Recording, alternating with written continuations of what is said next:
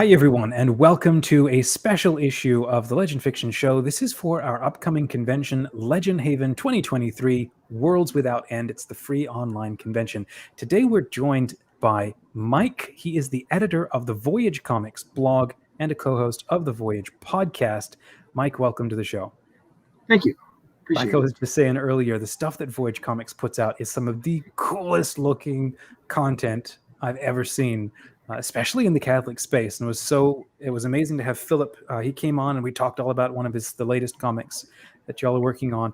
So for this convention, you pitched a really cool idea, which was called Chronos ex Machina, not Deus ex Machina. First of all, what is Deus ex Machina, and why do you riff on it? Yeah, so I mean, it's a very common kind of. I mean, it's a trope that goes back to ancient Greece, like in the plays, where the idea is that when the heroes of the story or the characters in the story have reached sort of some point that I guess you could say the writers can't get them out of, then the gods just show up and do whatever has to be done. And so it's become this kind of common trope in fiction writing, where it's like you'll have, some character or some almost semi-divine presence will show up in the story and either turn the characters back in the direction they should be going or fix whatever the problem is. And it almost feels very arbitrarily done. Like it doesn't feel organic to the story. And so, like I said, that's kind of how it's been, I guess you'd say the trope has been used or how it's known. I think that I know that I've seen this a lot when it comes to fiction writing. People are like, oh, that was a convenient way to solve that problem. And yeah, and you're absolutely right. It sometimes can be really annoying when we see that. I want to throw the one sort of caveat before we move on that I think that when this was originally done with a lot of the Greek mystery plays and so on, what they would do is they would paint their characters into a corner and make things absolutely impossible for them, because the point was to recognize that there are some situations where only the gods can get you out of them. And there's no human ingenuity that's ever going to save you. And that was kind of the point of some of those, because they're intensely religious things. But then when we kind of do it the dollar store version and we're doing it with pulp fiction and stuff like that, we don't actually understand why they did that. It then, as you say, becomes a trope, and it can pass for lazy writing. Cliche almost, yeah. Yeah, exactly. So then you riffed on that and you're like, okay, time travel is something that I love. Time travel, I love sci-fi. We just watched like you said, you just saw it, and I recently saw it last week, the new Flash movie, and that one is all about. Well, how would you summarize the recent Flash movie? Yeah, so I mean, it's like so many of the premises of a lot of time travel movies, where something bad happens to character X or to hero X, and hero X doesn't want that bad thing to happen, whether it's just affecting him or her personally, or it has these kind of wider consequences.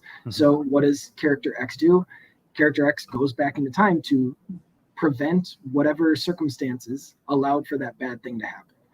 So in the context of the Flash movie, like you were saying, it was not only the death of Barry Allen's mother, which is very much just kind of like Batman. It's very much origin story. Like that's in some ways how he becomes who he is, which the Batman character even says, or Bruce Wayne even says, our pain is what defines us, I think is the line. But it's also not just, like I said, to prevent the death of his mother, but also the conviction of his father, right? Because his father is wrongfully accused for the murder. And so you kind of have this sort of, primary and secondary, very huge consequences for Barry the character. Yeah. So your point was, and you were saying that you're coming at this topic from a place of love, but you're saying Chronos ex Machina is a form. It's like a riff on this idea of the god stepping in and just solving problems. And so we think, well, time travel would just solve our problems, and you had a problem with that, a loving problem with that.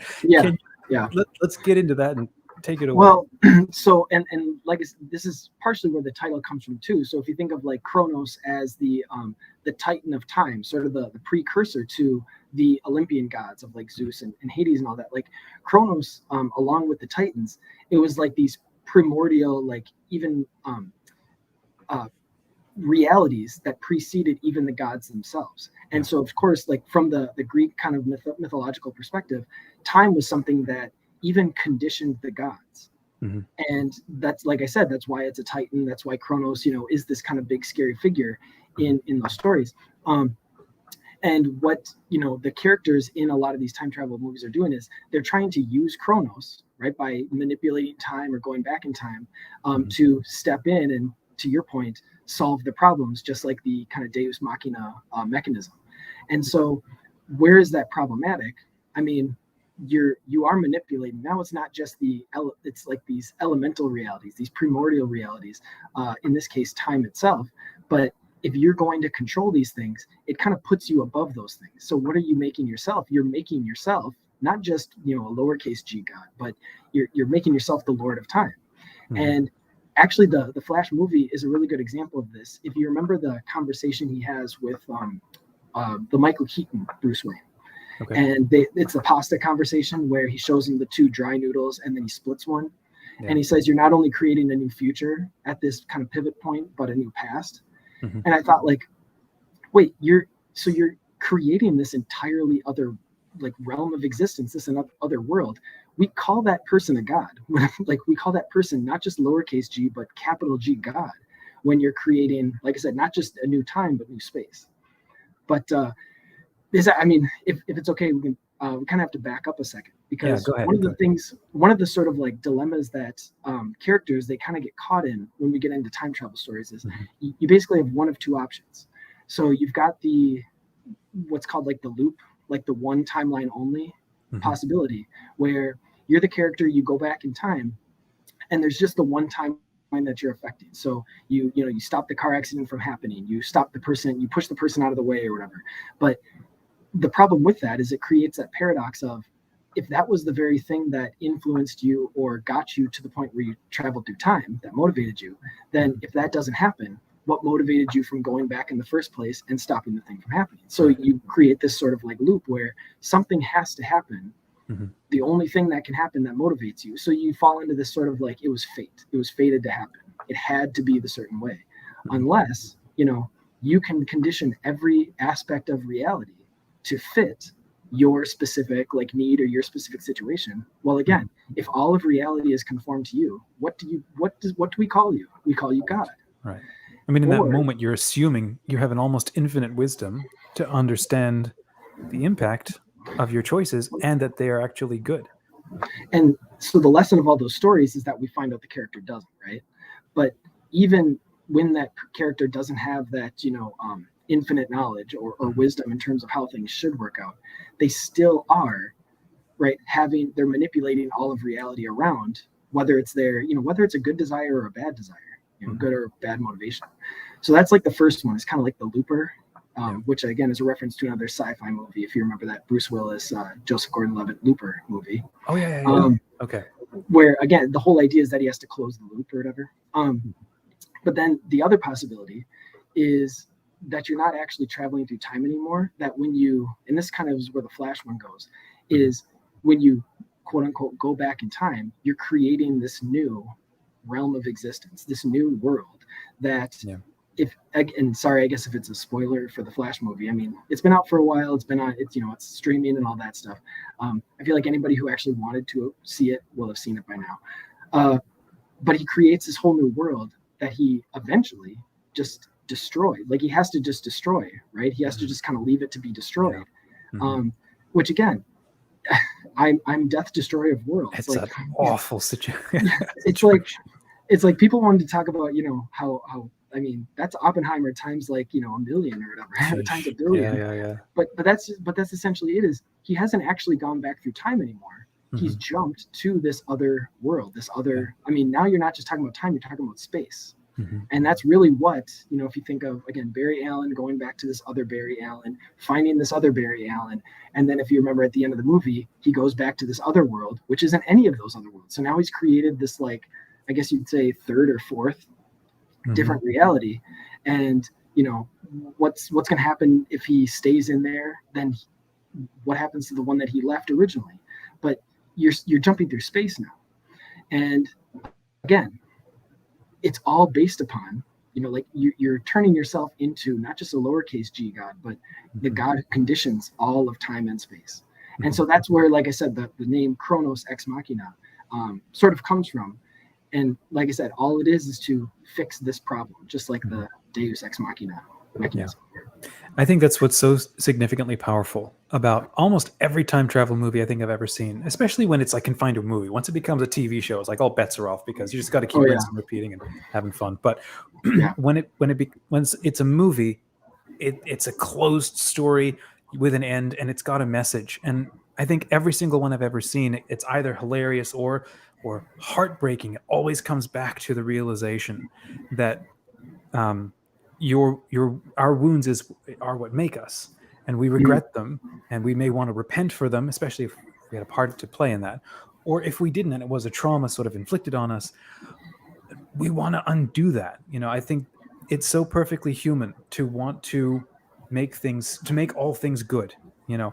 but it's like Christ is the only, I love that one line from the Passion, and he's like heaving up the cross, and he's like covered in blood, and he's like, see, mother, I make all things new. I do it.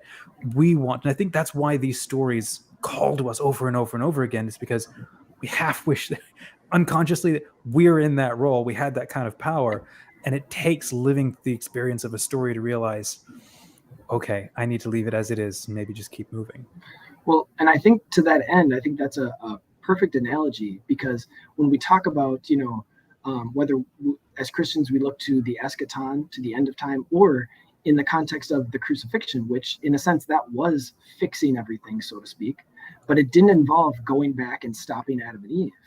It was reconciling with the pain of the past. And that's the same thing when we talk about, when we talk about the last judgment or the second coming.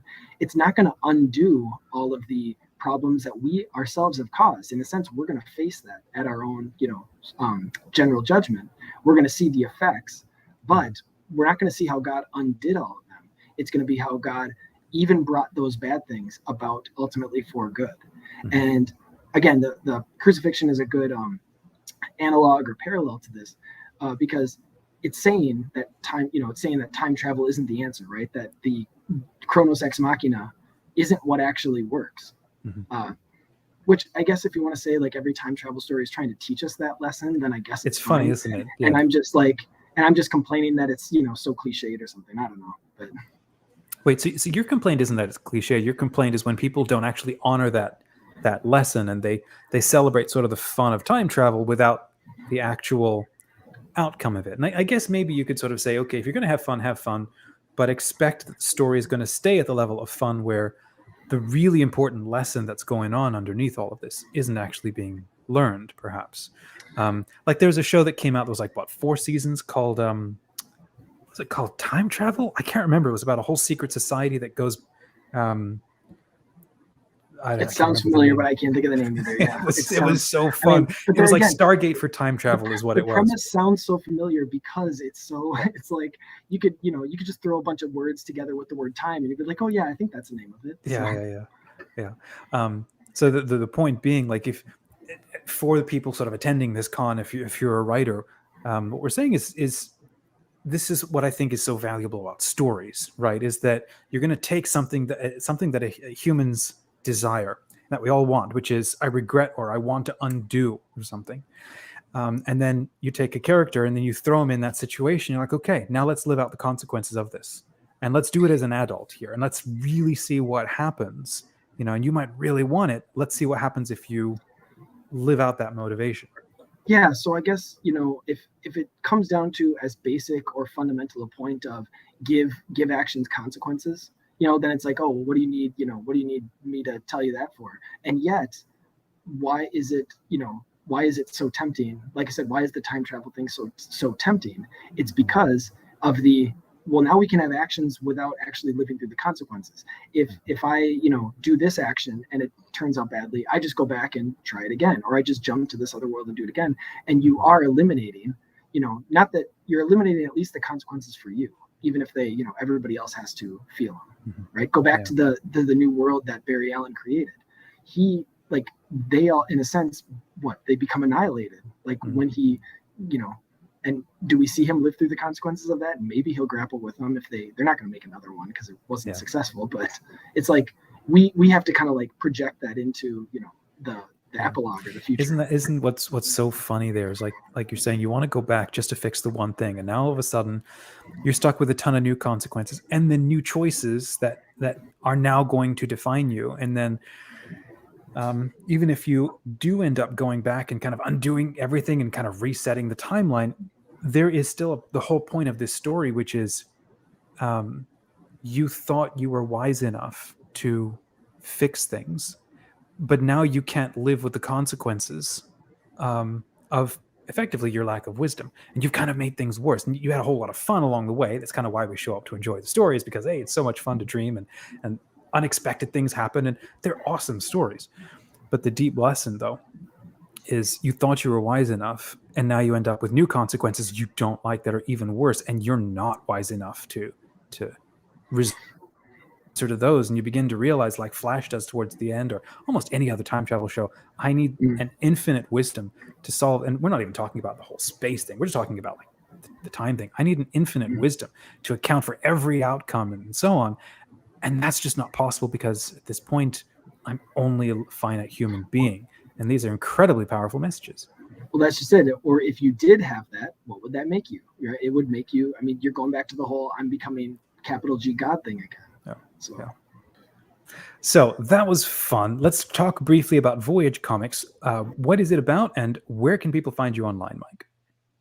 So, Voyage Comics it seeks to create solid entertainment. So good stories is kind of the first and foremost. And then it will have either, not necessarily explicitly Christian characters in the sense of, they're going to mass on Sunday, but it's going to have Christian themes in all of the stories, in all of the characters. Nice. Now, some of them, like I said, are going to be more obvious or explicit than others. We have one character like Finian, which I think is like the first kind of big series where it's kind of taking place in a sort of like pre-Christian environment, but it is dealing very much with, if you know the Sword of Saint Michel, the seven like churches or monasteries that are that create kind of that sword. So that's kind of one of the big, like, I guess, story elements that carries the series forward. Then you've got somebody like the Phantom Phoenix, where, like I said, it's taking place in a more overtly Christian environment, and it's got a little bit of that kind of detective feel to it, almost like a little bit of Daredevil sort of as well. So, but again, it's not just recreating Bible stories and stories of the saints, though you'll find some of those characters, or there's some saint comics as well. But it's more about producing those solid stories, that solid Christian entertainment, so to speak, without it being the kind of preachy, without it being exactly preachy, yeah. And faith inspired fiction is exactly it. That's what we're all about. And just, I have hands down loved everything that I've seen you guys create. I mean, they're as cool as Marvel Comics. I think you even got ex-Marvel artists, don't you, working with you. So there you go. Where can people, what's the website? So it's voyagecomics.com, and that's where you'll find. So I know when you were first asking, like, what's it kind of the main part of what's Voyage Comics kind of about, but then we've got some sort of like offshoots. You mentioned I'm the editor of the blog, so voyagecomics.com, and then you can find the blog on the tab, where we do a lot of commentary on a lot of the TV shows, movies, stories that you'll come across, and trying to kind of draw out some of those Christian themes, so that not only is it producing it, but it's helping you kind of see it in everything else in the world around you. And then the last thing is the Voyage podcast, which, again, you go to voyagecomics.com, you'll see along the tab, they have a place for the podcast. And we're kind of doing a lot of those same things, but it's in a different format. So it's in kind of the more conversational, my co-host and I trying to draw out a lot of those things, whether it's like general ideas, or we might go over a specific, movie, TV show, whatever. Fantastic. So there you go, friends. Voyagecomics.com. Head on over, sign up or subscribe. They've got they may have a little gift or something that's still going out to new people who subscribe. So go ahead and check that out. And if you haven't yet, go ahead and register for Legend Haven. So you just put in your browser legendhaven.com, or you can hit the link in the description. Register for free. It's a free annual online convention for Catholic and Orthodox readers and writers of fantasy and sci-fi, primarily fiction. We're trying to build, and we can do it with your help, we're trying to build the funnest, biggest, ludicrously epicest online con for this sort of thing, fantasy and sci-fi. And Voyage Comics and the stuff that they're doing is right along that. So head on over to their website, and then we hope to see you at the con. Thanks again, Mike. And if it doesn't work, just go back in time and we'll just do it all over Go again. back. Right? There you go. That's We'll always the include solution. a link to reset the timeline if you miss it. So. Yeah, exactly. Perfect. Okay. Yeah, no, thanks for having me. See you. My pleasure. God bless everyone.